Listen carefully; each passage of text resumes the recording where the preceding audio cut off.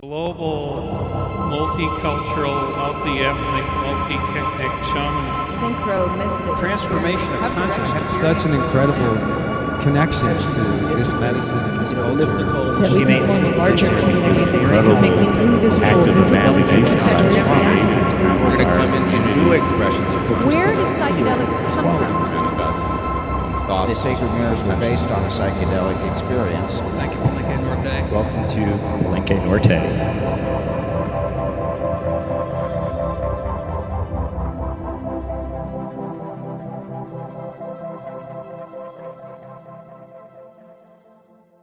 Dr. Maddy earned her Ph.D. in Sociology and a graduate certificate in Women's Studies from the University of Maryland.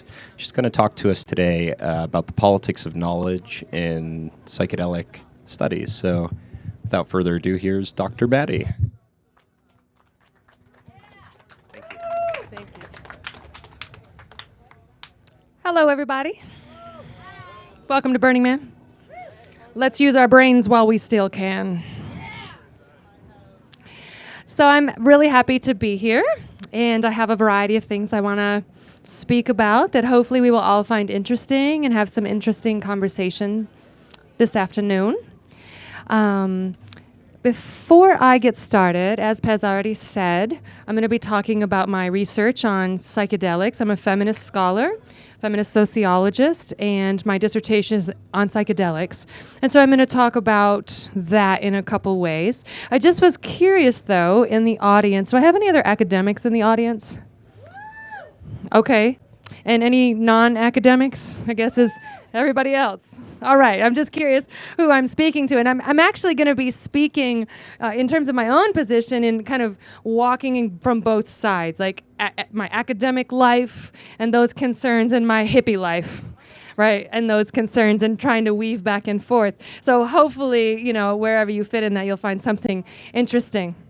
So with that, let me go ahead and get started. So I am speaking about my finished dissertation, which I'm going to burn at the temple to get that monkey off my back because it's done and I'm free. So the title of my dissertation, and if any of you are dissertating, you know, this burning your dissertation and being free will have meaning to you, right? Because doing a dissertation under the best of circumstances is one of the hardest things you will ever do. But I decided, just to make it extra difficult, to do my dissertation on psychedelics. Not like on psychedelics. That would be hard. Because your keyboard would be melting. And you'd be like, oh my God. But I wrote my dissertation on psychedelics. And the title of my dissertation is Spirituality in the Laboratory. Negotiating the Politics of Knowledge in the Psychedelic Sciences. Now, there's a variety of, it's a huge dissertation, right? So there's a variety of things that I could talk about in that. And so I'm going to do two angles for you today. The first set of things, because this is a lecture series really trying to engage psychedelics specifically, I'm going to talk a little bit more about my research, like the actual kind of nuts and bolts of what I was actually tracing out, because I assume that many of you in here are interested in psychedelics history and might find that interesting. And then I'm also going to kind of talk a little bit more about the feminist side of things and some of the politics of some of the folks in the audience I just gave a mini version of in terms of the politics of knowledge. So I'm also going to sort of talk about that thread. So that's my plan for today. So how did I end up writing a dissertation on psychedelics? How did this happen?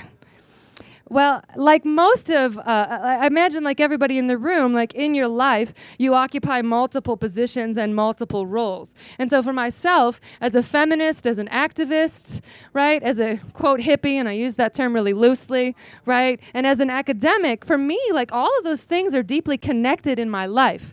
And yet in our institutions that we live in, those things are not connected. And for most of us, we end up having this sort of bifurcated, right, compartmentalized experience in our lives. And so for myself, you know, I've been a nerd for a long time. That's how you get a Ph.D. You've been a nerd for a long time. So that, you know, that intellectual path and scholarship and feminism has long been a part of my life. Well, when I finished my master's degree, I escaped the Midwest, right? I was going off to a Ph.D. program. I was going to find myself, right? And so I moved to Berkeley, and I cut off my hair, and I started reading Marion Zimmer Bradley and discovering paganism and incense and, right, having this whole transformation, which I'm sure many of you can relate to, starting to think more about consciousness, practicing yoga, taking up meditation, which teaches you to pay attention to things that you had not been paying attention to as we go through life on autopilot, right? And you begin to think about your mind and consciousness, and for me, this was still connected to sort of liberation. Isn't that what we say? We practice meditation to get free. We practice yoga to get free. We take psychedelics to get free. We do these things to get free. And so that was like part of my experience, and I was all excited, like, yay, this is so beautiful. It's all love and peace and juicy and gooey and so awesome, right? But, so that was one side of my life, which continues to be important to me.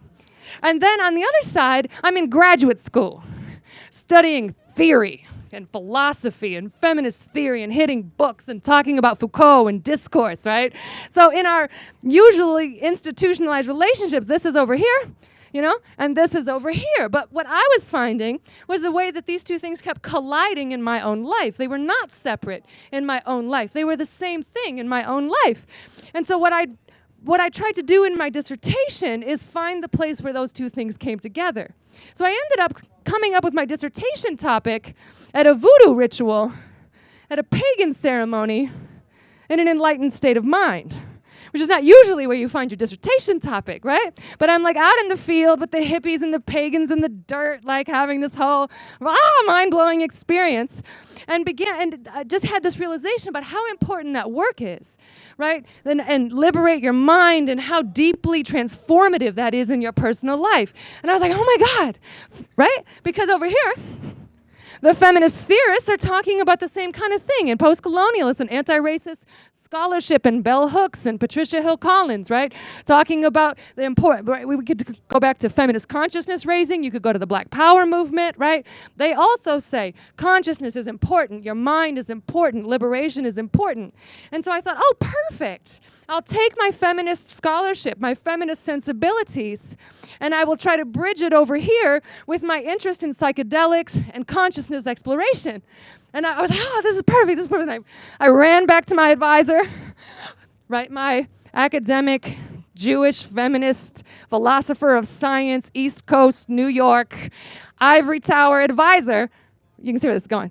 And I was like, oh my God, I have the best topic. I am going to study psychedelic drugs and pagan festivals. Aren't you excited? And she was not as excited as I hoped she would be. And she's like, hippies and drugs? Really? Hippies and drugs? You're going to study hippies and drugs? Like, who cares about hippies and drugs? I was, no, you don't understand. We're going to save the world. Right, you can see why it took me 5 years to defend my dissertation, right? But this was really actually painful, as all dissertations are, but useful, because she said, well, you're a feminist scholar, you're a feminist sociologist, so don't come in here telling me psychedelics are liberatory. This is going to free your mind. She says, how do you know that they're liberatory? Liberatory for who? In what contexts? How do you know it's liberatory? Who gets to decide if it's liberatory? Do you get to decide? Does somebody else get to decide? Because see, to make a claim to be liberatory, that is a very serious claim to make, right? Those are very real conversations. And so I thought, she's right. How can I take my interest and knowledge about psychedelics and by psychedelics I mean both the substances themselves and the communities that emerge out of people who identify with those practices, right? So how can we take the knowledges coming out of psychedelics and the practices coming out of psychedelics that we believe are liberatory, and then take our skills as scholars, our rational mind, our ability to critique, our sensitivity to power, our ability to analyze whether something is liberatory in a different type of lineage with a different set of criteria, and learn to ask critical questions about psychedelics. And so that was my dissertation. In some ways, I've come to think of what I'm trying to do is what Ram Dass, who I think he takes this from Jung, calls the Gnostic intermediary. right? Which means to go between two meaning systems. So you have a meaning system here, and you have a meaning system here, but the logics and the conceptualizations seem very incongruent and very divergent. And so how can you bridge the gap? And that was very much what I tried to do in my dissertation. Now, one of the problems with being a Gnostic intermediary and going back and forth is that you always end up sort of on the other side of the coin in whatever community you're in. Right? So I just spent the last several years trying to convince philosophers of science and sociologists in the ivory tower about the importance of what the hippies and with the drugs are doing and why that matters and why we should pay more attention to consciousness, and that if we don't attend in a deeper sense to liberation, that it leaves a big hole in our practice. And I succeeded at that because they gave me a degree, the fools, right? So I did that, and I'm like, yay! And so then I'm done, and then I decide, well, what I should do now is to go over to the hippies of the drugs and to talk to them about the importance of socialist feminism and politics. Right? You see what I'm saying? I'm always on the other side of the coin. But it's because I think that there's value in both sides of that. And interestingly, when I try to do that, and actually, this is the first time I've done this at Burning Man. But interestingly, sometimes when you do that within a psychedelics community and you try to bring up politics and you try to bring in these bigger concerns, there can be kind of a pushback like, here we go again. You're such a buzzkill. Don't get her started. You know, we're trying to have a good time here. Like, right, it's all love here, right? Why are you bringing all this worldly, political, right, buzzkill, downer issues into our, right? We're trying to get free.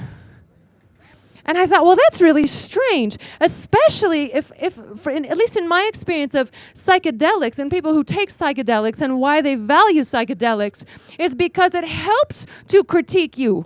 It helps to break you down. It helps to challenge your assumptions, right? Isn't that part of what we find, whether it's in our meditation or in our psychedelic practices, is it pushes you to your edge and it teaches you about those assumptions that you're making without even realizing it. And you learn to challenge yourself. Now, I think we see that in our personal lives, like in your meditation practice, it's not always just about bliss. At least if you've really been meditating for a while, it might be blissy, but after a while you should start to come up against some of your shit, right? Some of your places that you're like, ooh, I am rude as hell. Ooh, I am selfish, right? Like, ooh. And you know that you need to do that work. You don't go into meditation and as soon as you discover something you don't like about yourself, just set it down and walk away. Like, what kind of meditation practice is that? So as I ran into this kind of resistance to talking about politics in our blissed out psychedelic raver Burning Man communities, I found that kind of incongruent with our general critical push, boundaries, work, dig out, find our stuff approaches. And one of the terms that sometimes comes up that I find kind of instructive is that, well, it's disillusioning. It's disillusioning to talk about the political complexities of Burning Man or the political complexities of psychedelics. Well, let's think about the term disillusion. Isn't that the point? To disillusion yourself. You see what I'm saying? And so in my work, I did it over there, and I've come here to just present to you some of those critical dimensions around how we engage psychedelics and how we engage psychedelic culture writ large in a way that we can be, and this is a phrase I've come to sort of think with, how can we be as rigorous in our engagement with the outer world as we try to be in our engagement of our inner world? Like if you pride yourself on your inner work, whether that's yoga or meditation or community building, right, whatever it is, your inner work, how can you be as rigorous with your outer work and make that connection? And that's what I'd like to talk about today, that back and forth. Because I think, and one of the other things you have to keep in mind when you do a critical engagement with psychedelics is because psychedelics are so stigmatized and they're illegal and they're delegitimized, that for many of us, you're already on the defensive half the time because of the sort of the drug war rhetoric, you know what I mean? That's totally not the spirit that I'm coming from. Like, I'm here. I'm at the table, you know what I mean? And it's because I love this and I love our communities and I love these practices and I think we can continue to do a better job. And so that's the spirit I bring to you, just some questions that I'd like you to take home. I don't have any answers, but I have questions. And so I've also sort of come to think of these questions as like a koan, right? Like what is a koan? Do you ever solve a koan? Kinda, you know? But in some ways, it's the question that you work with again and again that pushes you to do your work. And so that's what I'm hoping to leave you with, just this koan. In what ways are your practices, your inner practices, grounded in the world? And that's what I'd like to walk through today. So, psychedelics, spirituality in the laboratory, the politics of knowledge of the psychedelic sciences. What's that about? One of the things that brought me into studying psychedelics is partly my interest in science and knowledge and consciousness. Now, where did psychedelics come from? Now, most people, when we talk about psychedelics, always think of counterculture, right? You think of Ram Dass, you think of Tim Leary, you think of electric Kool-Aid acid test, you think of the Merry Pranksters, right? You almost always think of the counterculture. But psychedelics actually don't come from the counterculture. They come out of scientific laboratories. And so I actually restricted my analysis just to the sciences because that's partly because that's where it comes out of, and partly because science is such a dominant narrative in our culture. So psychedelics started, and does anybody know this history? I'm just curious. Okay, like 2 people. Okay, story time? Okay, so once upon a time, in a land far, far away, in a pharmaceutical laboratory in Switzerland, there was a man named Albert Hofmann. So Albert Hofmann was a Swiss chemist, as I said, working in Sandoz Laboratories, which was a pharmaceutical company, and he invented LSD. So right there's a connection, like there's no separating psychedelics and pharmaceutical companies, right? So I was like, because I'm interested in power, right, and inequality, and the pharmaceutical companies is a very dominant part of our scientific landscape. The other place that it came out of was there was a man named Gordon Wasson, and Gordon Wasson was an amateur botanist and also vice president of J.P. Morgan Chase, which seldom gets emphasized in our history. Oh, aren't we selective in what we pay attention to? So Gordon Wasson is interested in mushrooms. And so he goes down to Oaxaca, Mexico, and finds Maria Sabina. And Maria Sabina gives him psilocybin mushrooms, right? And then he takes those mushrooms, and he actually sends them back to Albert Hofmann at Sandoz Laboratories, who then synthesizes out psilocybin, named psilocybin. And so whether you're interested in the sort of mushroom ethnobotany side of things, or you're interested in the LSD sort of chemical side of things, both of those actually come out of a laboratory. You could also talk about Schultz. What's his first name? Thank you. Richard Schulte, who's the father of modern ethnobotany, what Vandana Shiva would call biopiracy, actually. And so he also was a central figure in the early psychedelics movement, going into rainforests and looking for plants and identifying them and then feeding them back into the pharmaceutical industry where they can be synthesized and sold to Western markets so that we could all feel better. So when we talk about the history of psychedelics, we really have to talk about science and their emergence out of a scientific laboratory.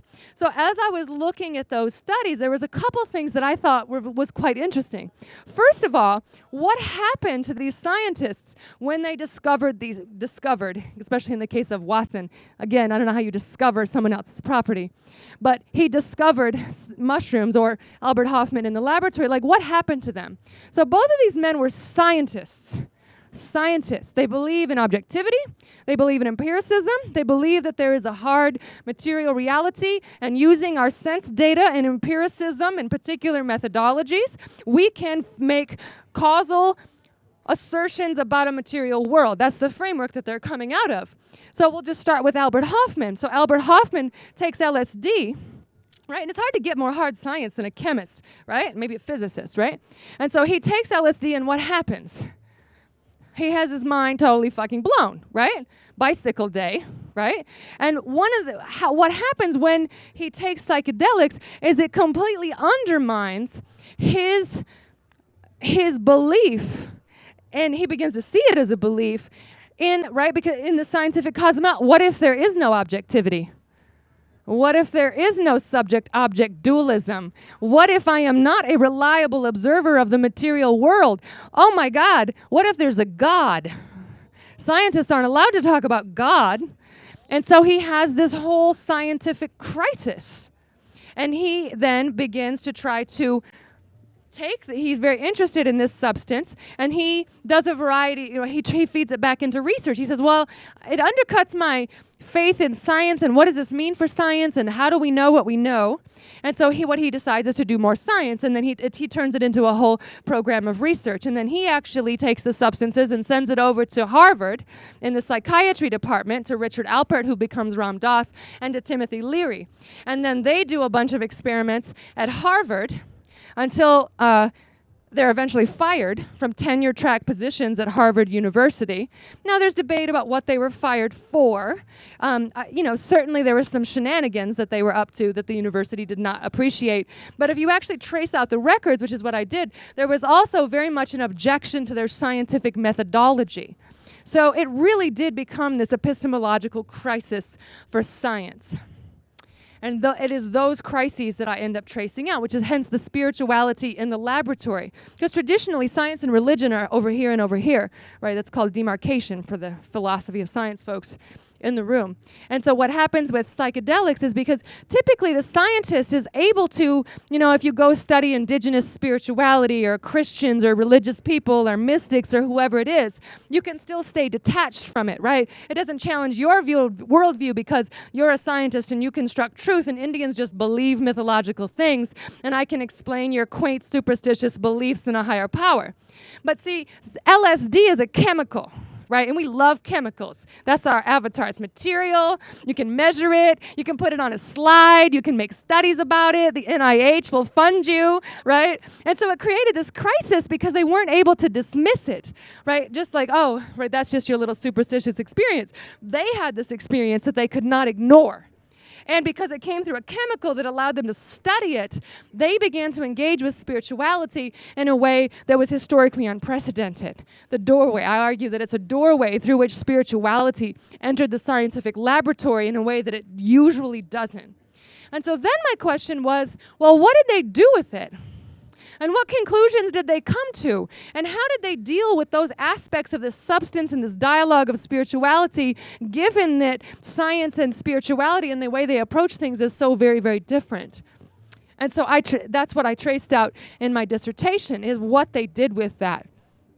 So typically, and so I traced that out both from the early scientists and how they negotiated that. And in my dissertation, I have I talk about first wave and second wave, because there was the Hoffman and them in the late 1940s, 1950s, into the 1960s. LSD is criminalized in 1966. All of the major scientific institutions begin to come down on psychedelics once it's criminalized, and pretty much all research ground to a halt by about the 1970s. I call that first wave. The second wave of scientific psychedelics research reemerged in 1990 with Richard Strassman's work on DMT, the spirit molecule. And he was the first FDA-approved, go ahead, do a clinical trial of psychedelics in the second wave. And so since 1990, after Strassman's work and Deborah Mash with ibogaine, and now, of course, there's John Hopkins and the psilocybin studies and MAPS, right? So we I think we are in a revival of psychedelics research. So I was also tracing out, what was the difference between what those first scholars were doing, those first researchers were doing, and how they were grappling with those conundrums of this crazy substance and their scientific paradigm, and what the second group of people did. And I'll just talk about one of the key differences, which is that if psychedelics are connected to spirituality or mystical experience, which Albert Hofmann argues, Walter Palenque argued, many of the early psychedelicists argued that what was unique about these substances was that they induce spiritual experience, or they give you access to the realm of mysticism. They frame them as spiritual substances. So in the first wave, there was more space for that. So Walter Palenque, who was also part of Timothy Leary and Ram Dass at Harvard, who gets talked about less, was coming out of divinity school. And he coined this term experimental mysticism. which is a fascinating term. The science, sort of science and mysticism, science as mysticism, and that during the first wave, there was an emphasis on taking the substance themselves, which is also a very strange thing for scientists to argue, right? That you have to experience it yourself. That's inherently non-scientific, because science requires shared observation, right? So that was the first wave, and then everything came crashing down, and they put the total kibosh on it. So in the second wave, what did they do with this question of divinity, or also the question of mystical consciousness? Because mystical consciousness, if psychedelics induce mystical states of consciousness are by definition non-scientific. They're inaccessible to anybody other than the person having it. So what do you do with a feeling state that's so difficult to access reliably? And then what do you do with this question of divinity, or this idea that it gives you access to mysticism or to God or to spirituality within a scientific paradigm? And so what they did in the second wave, unfortunately, I wish I had more positive things to say about this, because what I thought was, this is a moment where we could transform our scientific discourses, because we have a tendency to get so reductionistic and to be such a slave to empiricism and this very narrow worldview in the Church of Science that we have it all figured out. And I thought, if psychedelics teaches you anything, is that you sure don't have it all figured out. And so I was like, maybe this will transform science in a way that's interesting. But unfortunately, what has happened is, if you want to do research today, you have to get that FDA approval. You have to get that grant money. And where are you going to get that from? And so there has been a tendency in second wave science to get even more scientific, to reduce everything down to measurable, quantifiable dimensions. And this is, again, where we come right back into big pharma, because who's interested in psychedelics research? Largely pharmaceutical companies, to turn it into a pharmaceutical drug or a psychological protocol that can then be utilized as part of our sort of psychopharmacological regime. Now, myself, as somebody who is fairly critical of science, I worry. I mean, I get it. I get that if you don't do those things, you end up like Ram Dass and Tim Leary, and we can't do any of the experiments at all. I mean, I get that. But my question is, like, by appealing to the dominant paradigm, by appealing to big pharma, by appealing to the NIH, by embracing these dominant models, what is lost? At what cost? And unfortunately, I think that one of the costs that concerns me particularly is what happens to this notion of mystical consciousness and its importance, and the notion of divinity, the notion of the sacred, the notion of God, whatever language appeals to you. And you can see this, I think, even less so with LSD and more so with the psilocybin mushrooms. Because if you look at the plant-based psychoactives and you go to the indigenous context where people use them, such as the peyote with the Native American tribes, and I'm blanking on which tribe, tribes that utilize peyote, or in this case, the mushrooms in Oaxaca, Mexico, the little children and the little deer. And you ask those indigenous people, what is this substance and what does it do? They say, it is a gift from God. It is an entheogen, right? That's our language for it. It's that which brings God within you. And the little deer and the little children are beings, and they have subjectivity. And what they do is they help you to commune with the divine, and that's what they do. And scientists say, well, that's nice that you believe that. How quaint. We're here to tell you what it really does, with a capital R. And what it really does is affect your serotonin levels and your neurotransmitters. And look, we've mapped out the brain. And it's not that there's God and there's nothing sacred and it has nothing to do with divinity. It's just this epiphenomenon of the complex biological brain. And we, as scientifically oriented people in a scientifically oriented culture, I think too often end up accepting that explanation uncritically. But that's exactly that politics of appropriation, where native peoples or indigenous peoples say, no, it takes you to God, and that this is a sacred plant. We say, no, it's like aspirin, and we're going to cut it open, and it has nothing to do with God, and we're going to sell it back to you special price. And that's what I argue was troubling to me in my research on the second wave, is that what do they do with this conundrum of divinity? And too often it becomes about psychology. Now we're going to turn it into a therapy, and it's about the unconscious mind. Or it gets turned into neurology, right? And the brain, and we start to do all of this serotonin research. And then we're back to the ghost in the machine, and the ghost just becomes a byproduct of the machine, and where did the sacred go? So unfortunately, in my research, I found that we end up just reinforcing the dominant scientific paradigm. And to me, that's where we get to the politics of knowledge, right? Because there's this,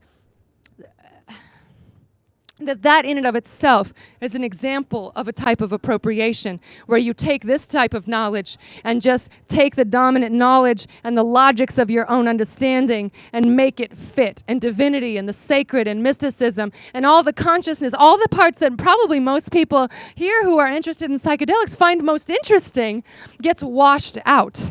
And so what are the politics of knowledge between this subjugated discourse that we all are here to explore when we try to feed it back into the machine? You see what I'm saying?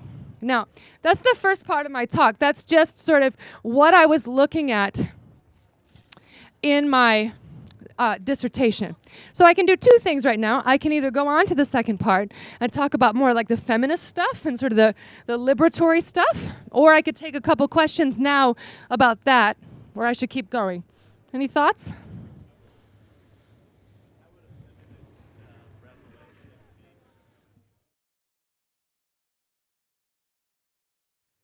How could a feminist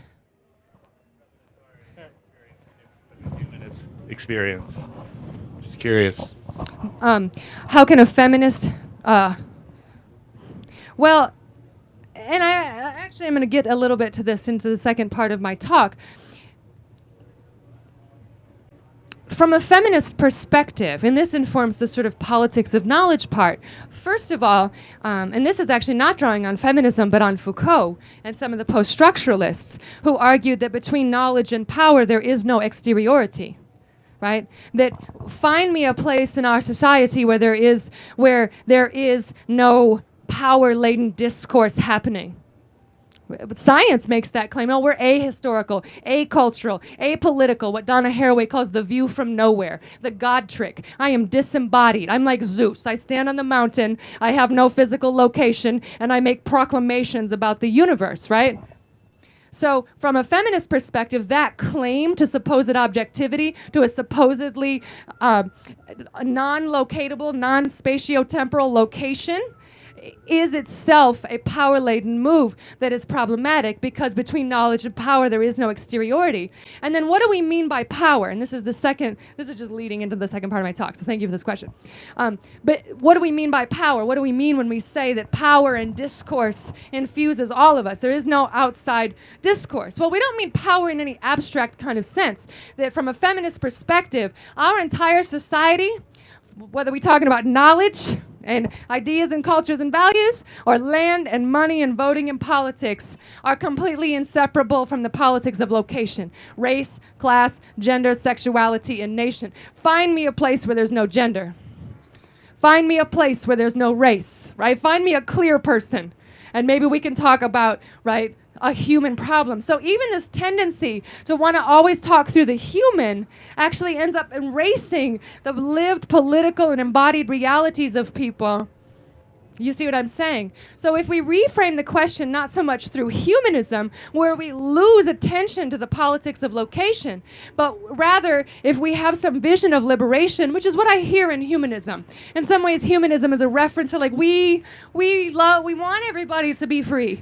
Well, how can we reframe that and say, in what ways would making sure we always attend to race, class, gender, and sexuality inform our practice, such that we could perhaps move closer to a place where these things aren't quite so heavy and aren't quite so problematic? Any other questions?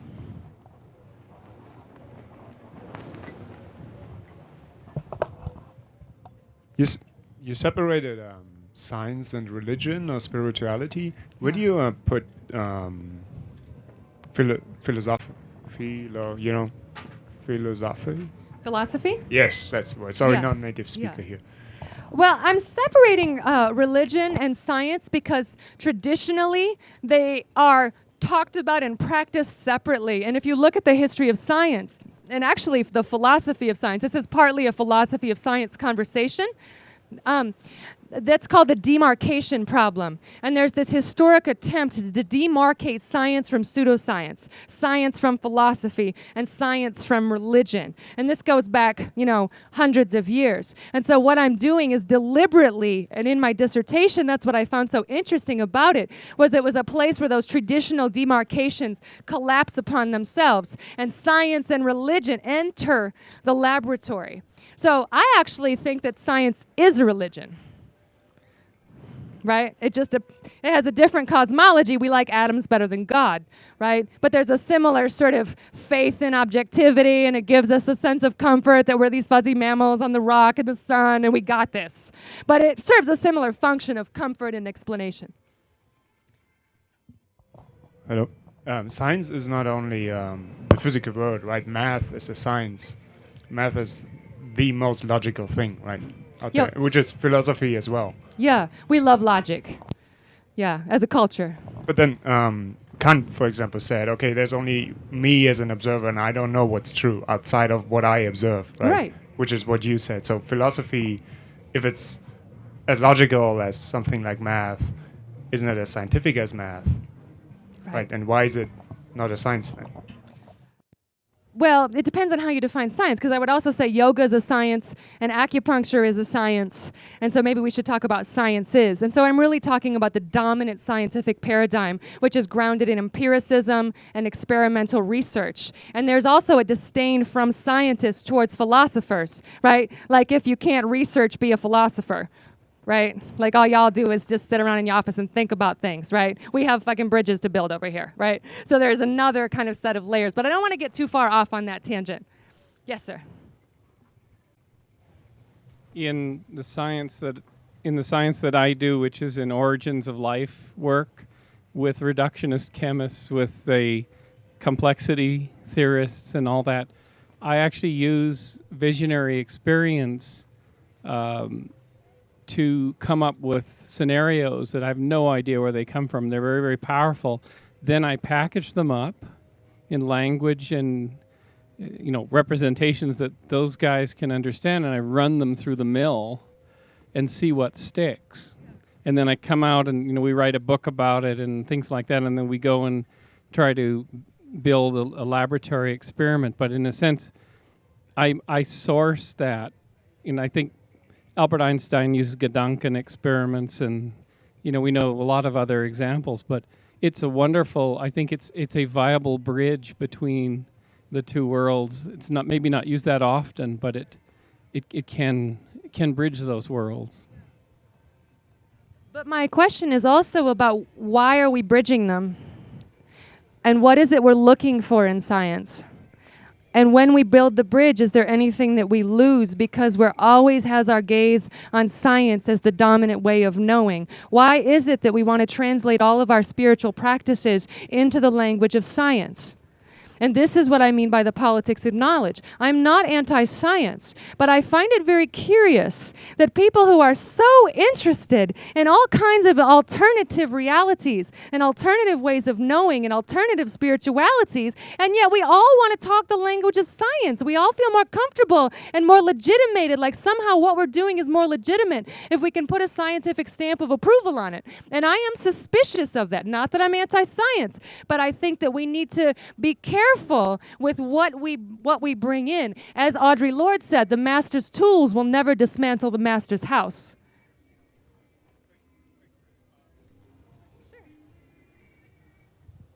I think we kind of hold on to the bathtub grip of science because we of a long history of delusional constructs that lead to conflict, war, religious intolerance, humans and animal sacrifice, and all the bizarre beliefs that we were, in a sense, in a species lost. So, if you can't hold on to any grip at all, humanity can go into all kinds of wacky things, that some of which are highly destructive. So maybe there's a deep sense there's a danger there. And there's a danger in science, as we all sit here on the cusp of environmental collapse. We have to be careful. All I'm saying is that we need to learn to think more critically and more carefully about science, because we have this tendency to reify it. And like, for example, well, scientists, like you hear it on NPR, scientists discovered, and what do? You're like, well, which scientists, and who funded the research, and what was their methodology, and what is the context in which I should understand it? No, you go home to your room and say, you know what? Scientists discovered blah, blah, blah. You don't even know who they fucking are, and you believe whatever they say. You see what I'm saying? I'm just saying we need to think more critically. What is it that we want out of science? Why? What does it add to our work? And why do we crave that legitimacy? Right? And I question that I come back to that phrase, the master's tools will never dismantle the master's house. And science, for all that it helps us build bridges, I'm not anti-science, it can do really useful things. Uncritically, it's done all kinds of horrible things. And I want to use this as a bridge. You have a question, brother? I want to use this as this is a good bridge to the second part, because I want to transition off science just a little bit, because not everybody in the room is interested in philosophy of science. And so I have some things that might be a little more broadly interesting.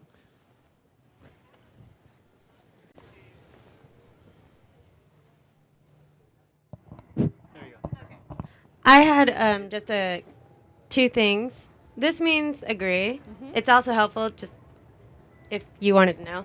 Also, to the philosophy thing, I just wanted a really quick side note that I think it's really fascinating, the difference or the evolution even between continental philosophy and analytic philosophy. Because I, as coming from America, studied in Europe philosophy for a year in a master's program, and it's really interesting, the empirical and logic side, which philosophy loves in analytic philosophy, but it's so different from continental philosophy. And continental philosophy doesn't have that desire for logical truths, which I think is super damaging, especially in philosophy of language. That's it.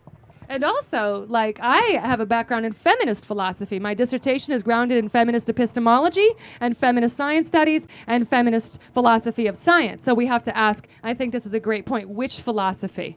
Right? Because feminist philosophy is in part a response to and critique of the conversations that were happening in very male-dominated, right? Euro, meaning Euro, kind of like Western philosophy, right?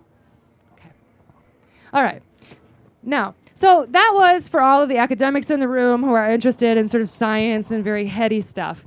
And now what I want to transition to is the dissertation that I wanted to write but didn't write, which is a little more relevant to not so much science, psychedelic scholars or psychedelic research, but to psychedelic counterculture, of which this is an example. Because as I said, it started in the laboratory and then leaked into the streets. And then what happened? And what did we do with it? And what does it mean? And what are our practices? And how do we understand them? And that's also something that I'm particularly interested in. And as I said, I'm going to come back to this, which I already talked about thanks to this brother's question. When I talk about these things, I'm talking about it from a feminist perspective, right? So most people, well, not most, but many people in psychedelic countercultures make this claim that psychedelics are liberatory, that they free the mind, right? That's, the whole Timothy Leary, turn on, tune in, drop out, right? That it's all this discourse of liberation. Well, of course, feminists have talked for a long, long time about liberation and what liberation means. And so I come at this question of liberation both as someone who shares those concerns within psychedelics communities and as someone who spends a lot of time with these questions coming out of feminist communities. And that I've already articulated, I think, two important points. One is that power is everywhere. And two, that power is always about race, class, gender, and sexuality, at least in our culture. We could talk about different axes. The axes are always dependent on the culture you're looking at. If we were in India, we would add caste to the list. But I'm just going to talk about race, class, gender, and sexuality. So if we're going to talk about liberation, I'm going to want to come back to power and race, class, and gender, and how race, class, and gender inform our understanding of what liberation is. Now, in some ways, this is a very old conversation. I was at a conference recently, the Women's Visionary Congress, which you can look up for women visionaries. It's very, very cool. You should check it out. It's up in Northern California. And so one of the sisters there was one of the OG hippies from way back in the day, Caroline Garcia, I think it was. Well, it had this way. She's like, yeah, doobie, doobie, doobie, doobie, do. Like, do we do or do we be? Do we do or do we be? There's this old argument. So here I am again, bringing up the old argument, right? But I think it continues to be relevant. So, okay, psychedelics are liberatory. Okay, what does that mean? How would you know if they are liberatory? What are your criterion? Who gets to decide what liberatory is? And one of the sort of metaphors I was looking at as I was thinking about this question was the classic juxtaposition of the be-in versus the sit-in, right? Both happening at very similar moments of time. Both claiming that consciousness is essential to liberatory work, both claiming that the work they were doing was liberatory. And yet I would argue that the definitions and criteria of liberation coming out of a sit-in were very, very different than the politics of liberation that were coming out of the be-in. And I'm not saying one's right or wrong, I'm just saying that it behooves us to think more carefully. If we're going to claim that our practices are liberatory, then we need to think more carefully about what that means and in what way and how so. So when I was looking at psychedelics, and to figure that out, I would argue that you have to pay attention to power and to race, class, and gender. And I want to make one more statement about that, which is, like, what does that mean? Like, what does that mean? Well, too often, when we want to raise a critical conversation about race, class, and gender, it becomes like what one of my mentors, Patricia Hill Collins, talked about, oppression studies, victim studies. Right? Women's studies is about women, right? African American, right? Race studies, if we're going to talk about racism, that's about people of color. And if we're going to talk about sexuality, that's about gay people, right? Victim studies. Because that's an easier way to do it. Because if you frame it that way, especially if you're not one of those people, you just end up in a place of pity, right? So white people are like, yeah, racism's bad. I'm anti-racist. Y'all poor people of color. That must suck. Poor you.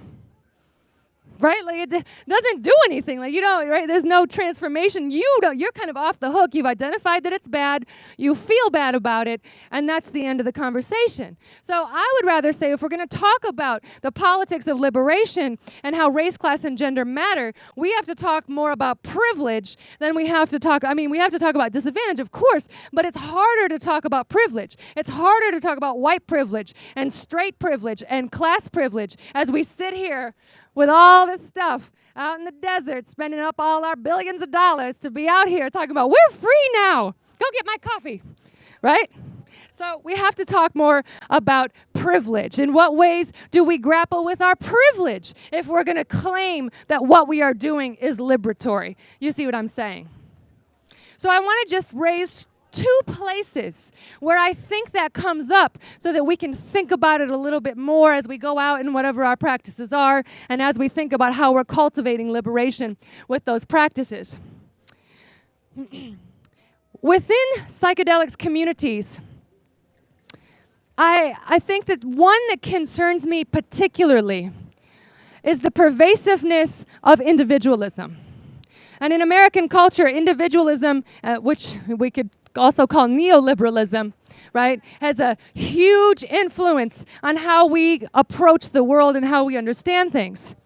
And so from a feminist perspective and a critical race perspective and an anti-racist perspective, definitions of liberation are never individualized. It's always about a community. It's always about a group. That's the first point. It's not just about the individual. It has to be a group-based liberation. Second of all, that definition of liberation has to go beyond just consciousness. So if you look at women's consciousness raising or the Black Power movement or any of these liberation struggles, yeah, for sure, consciousness matters. Of course, it matters in getting free on the inside. As Adrienne Rich said, digging out that piece of the oppressor deep within you. But if it stops there, as we know, faith without action is dead. And so liberation has to be both, from a feminist perspective, is both collective and material.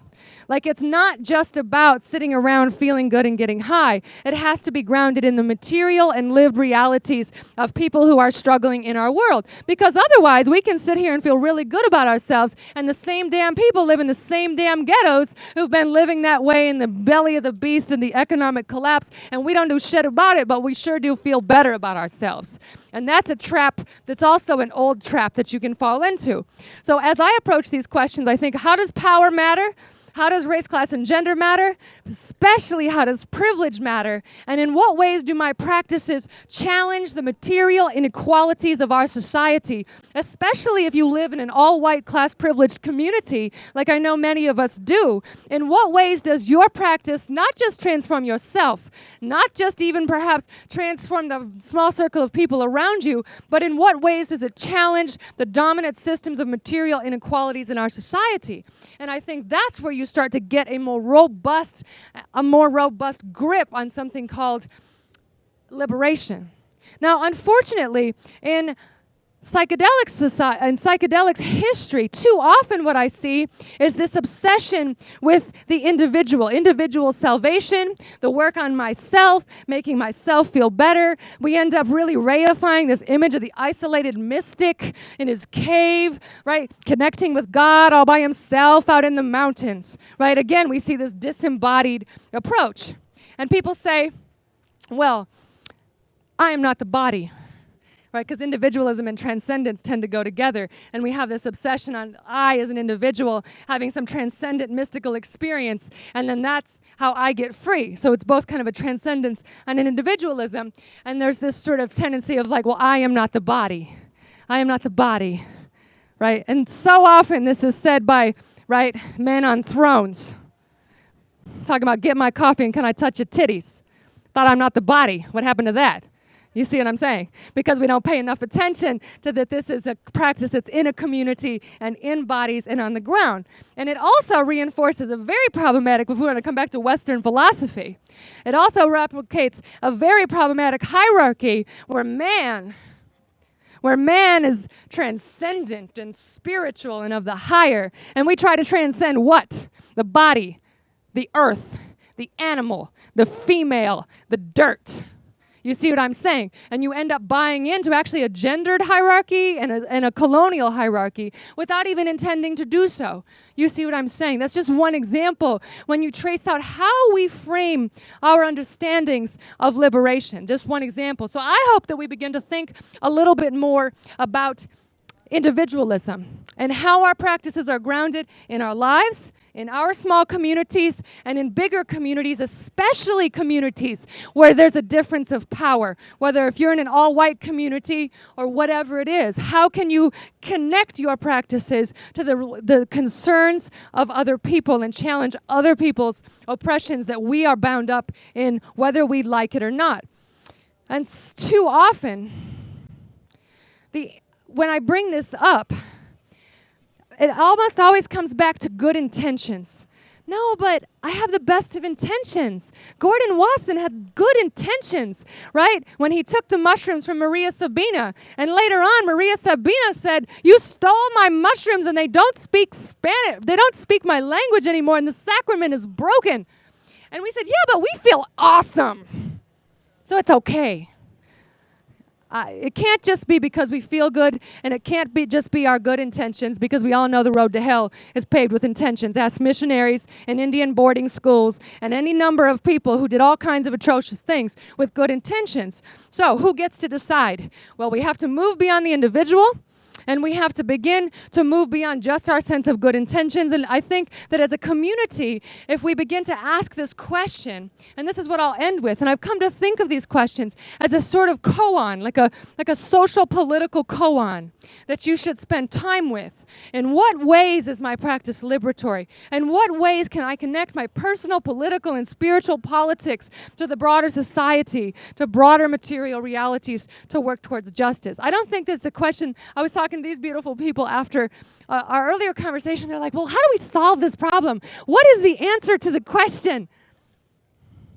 There are many answers to the question, but really it's the question that is the answer, because you have to keep working on it. And so I hope here at Burning Man you have a beautiful time, and you take whatever it is you came here to take, and you make friends, but that you go home and you think about, if you view this as liberatory, what is it that you think is liberatory, and how can you make it more liberatory when you take it home with you, so we don't fall into all kinds of traps of ego and politics and privilege. And with that, I'll end it there. Thank you. Thanks, Maddy. Well, we have about 5 minutes for questions, if anybody has a couple. I'd actually like to go back to some of the. Sorry, it's off? No? Okay. I'd like to go back. I'd like to go back for a second to some of the issues from the first part. Sorry, I didn't wedge these questions in earlier, but I wonder if you might have a few words about the relationship between your sense of the history of LSD in particular and the current, the sort of rapid evolution of medicalized marijuana, and that relationship between medicalization, the development of a market, and that issue. I think that the medical marijuana movement in some ways mirrors many of the things I'm concerned about. Like on the one hand, like I get the framework, I get how it's a wedge, right? Like what are they going to do? Throw cancer patients in jail, right? It helps give us legitimacy. You know what I mean? Like I mean I get that.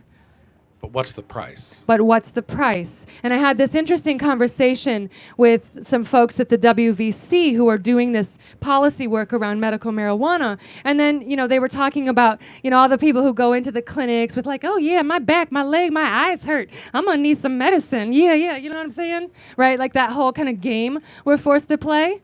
And to me, that's a symptom of what you're talking about. Like rather than just claiming, right, our right to do this, and also challenging the biomedical model, you end up reinforcing the biomedical model, and you get yourself into sort of a dead-end trap. And just one more story about that helps me understand this, right, is the recent debates about birth control, right? Because now we're supposed to get rid of birth control.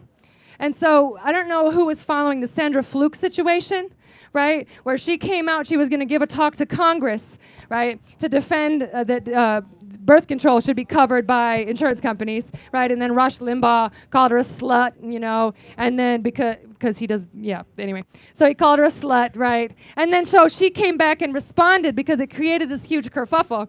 And her response was something about, well, I have this friend, and I don't remember if she was a lesbian or celibate. She's like, but she doesn't have sex, and she has cysts, and what about all the sisters who need birth control for cysts? And she was doing that because it helps legitimate the discourse. I was like, yeah, but you fall into horrible traps because it says there's something wrong with the fact that I need a pill because I want to have some sex because I'm a grown-ass woman and I don't have cysts. And we end up violating this, in this trap. And I wish she would have said, yeah, I like to have sex because I'm a grown-ass woman and I need my birth control. And so great, right? Nothing wrong with it. And so I feel like in some ways it starts turning us into liars and we have to start playing these games.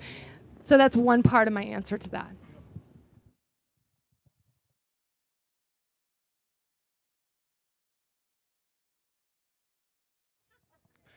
Thank you, Maddy, for that incredibly energetic talk to kick us off this week. It's awesome.